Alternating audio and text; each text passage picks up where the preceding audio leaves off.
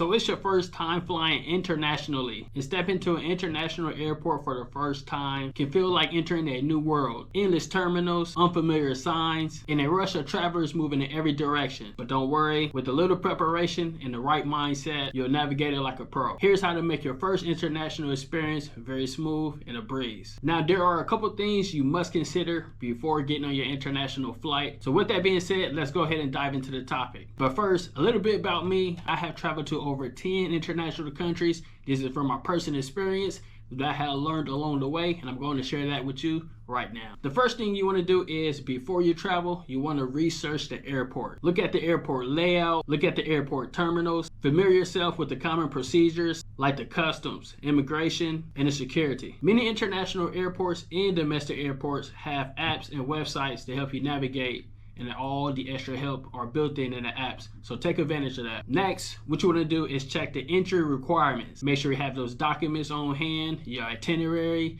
your visa, your passport, and vaccination requirements. And you want to know your flight details. Double check your terminal, which one you're going to be landing at. See if it's going to change on your boarding pass. Make sure you know which gate you're supposed to arrive at for the departure, and know your boarding time before you arrive. Yeah, so I know what you're thinking. You're thinking those are very obvious, and you should already know that, but you'd be surprised with the amount of commotion moving on around you. There's people coming and going. There's a lot of noise. You can quickly forget about the simplest things. So make sure you have those on hand so you don't get discouraged and lose your train of thought and end up missing your flight. Now, so we talked about before arriving at the airport. We want to talk about what you're going to do while you arrive at the airport. So now, when you land at the airport, you want to follow the signs for immigrations and the customs. After landing, follow the signs to immigration. Have a passport on hand. They are going to require that from you. So the best thing to do is already have that accessible. You don't want to waste your time or hold up the line trying to dig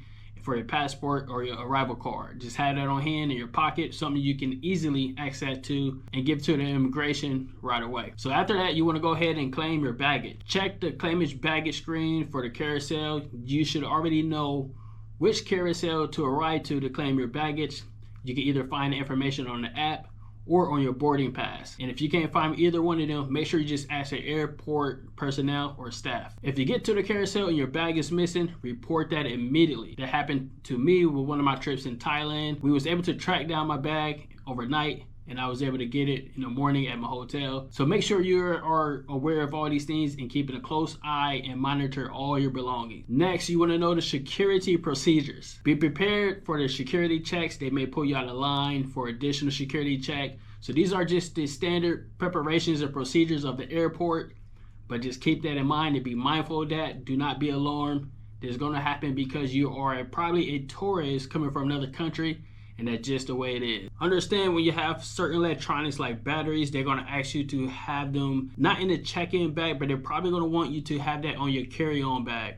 And also, when you get to customs, TSA, or the immigration, they're not going to allow you to have any liquids. So drink that beforehand, because you're going to have to toss that out before moving forward. Okay, so we went over before you travel, arriving at the airport. Now let's go ahead and get into the navigating inside the airport and getting help. The biggest thing that's going to help you when you are in international airports, it doesn't matter what country you are in, you want to follow the signs. Airports, international airports usually have multilingual signs or signage. And if you are unsure, ask airport staff. Keep an eye on the information desk. They're pretty much visible where anybody can see, usually in the center or very near the entries or the exits. Also, you want to use Google Maps.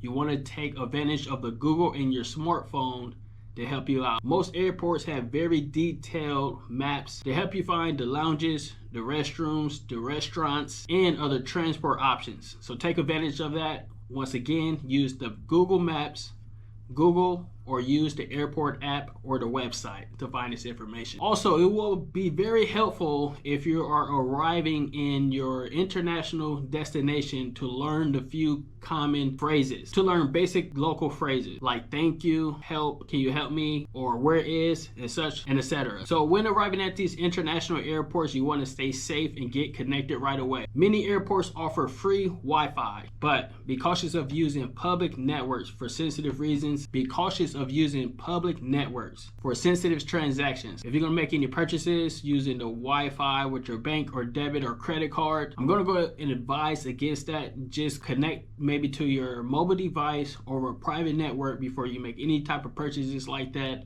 Airports are known to have hackers or any type of bad actors like that waiting to steal your information.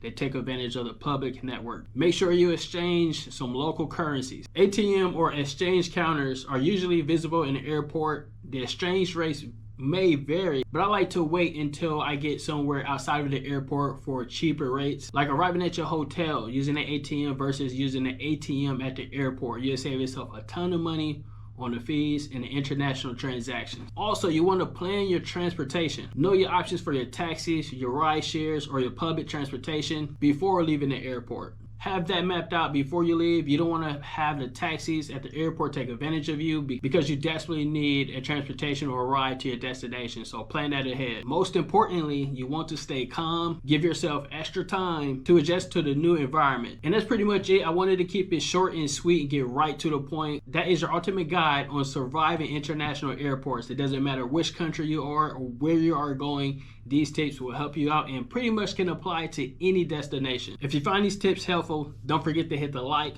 subscribe, and hit that notification bell for more travel tips, guides, and adventures. My channel is a travel channel. I cover everything travel related. I cover real tips on real times in different countries like China, Japan, Tokyo, Vietnam, Hong Kong, Panama. And if you like those type of things, or you're a traveler and you're interested in those type of places, you should consider going to www.realtravelspeaks.com. I'm always sharing travel tips there. And if you guys have any more travel related tips about the airport that I didn't mention, please leave that in the comments below. Safe travels, my friend, and I'll see you in the next one.